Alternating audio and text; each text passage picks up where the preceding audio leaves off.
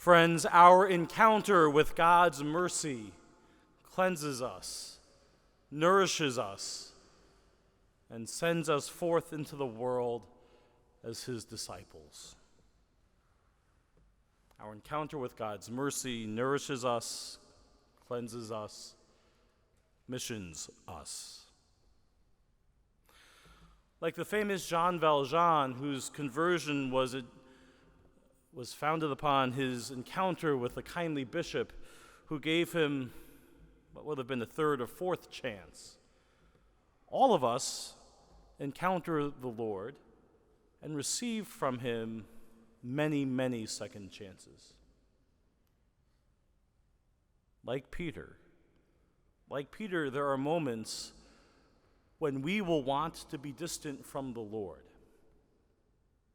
out of fear, out of a sense of self-preservation, out of a desire to be safe and secure. Like Peter, there will be times when we will deny him because it's convenient, because it seems to be for our benefit, because it seems to be for our safety. And like Peter, Jesus comes to us each time and says, "Follow me." Our encounter with the Lord's love and mercy, our encounter with the Lord's forgiveness, each and every time, whether it's in the sacrament of confession, here at Mass, in our own personal lives of prayer, it's those moments of encounter that cause us to think about how we live our life and how the content of our life manifests our faith, our desire, our trust in the Lord. Like the famous Jean Valjean, it's our encounter with his kindness and generosity that causes our conversion, that makes us desire to follow him more faithfully, more richly, more deeply. And that encounter with God's love and mercy is not transactional. It's not simply, "I'm sorry, I love you, that's it." It's an encounter of deep and abiding relationship. It's essential, it's important, friends, that before the Lord has this encounter with Peter, they sit down together for a meal as friends.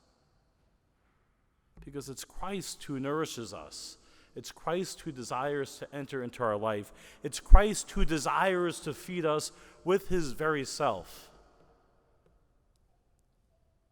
And it's Christ's desire to be in relationship with us that allows us to encounter him, to accept his mercy, and to go forth into the world as his disciples.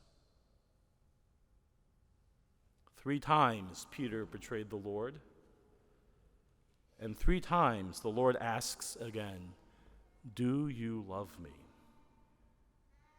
And just as for St. Peter, so for us, time and time again, the Lord asks us the most simple of questions. Do you love me? And like Peter, we will say yes, and our yes may sometimes be feeble, but our yes will be sustained by the Lord himself, by his desire to feed us and nourish us, primarily here, around his table, with his own body and blood, soul and divinity. And so perhaps, friends, the question that the gospel encourages us to ask ourselves today is how we are letting our encounter with the Lord shape and form who we are and how we go about our life. Our first reading from the Acts of the Apostles is rather amazing. It's the same Peter who denied the Lord. It's the same Peter who has this moment of encounter in the gospel. It's that Peter who so zealously stands up for the name of Christ in the midst of great persecution, great trial, great torment. Peter is capable of those things precisely because of the encounter in today's gospel. And like those first apostles, we too will find it challenging to live our faith. We too will find moments where living the faith might seem inconvenient, difficult, challenging. There will be moments when being people of faith will be met with animosity and anger and vitriol. And we will find it within ourselves. If we trust in God's love, if we trust in God's mercy, we will find it in ourselves, like Peter, to live our faith in him, to follow him wherever he goes, even when it's difficult, even when it's hard, even when it's inconvenient. And so, like those first disciples who gathered around a charcoal fire on the shores of the Sea of Tiberias, we too gather here so that the Lord might feed us, so the Lord might satiate our hunger for him, so the Lord might call us and invite us to encounter and trust in his mercy,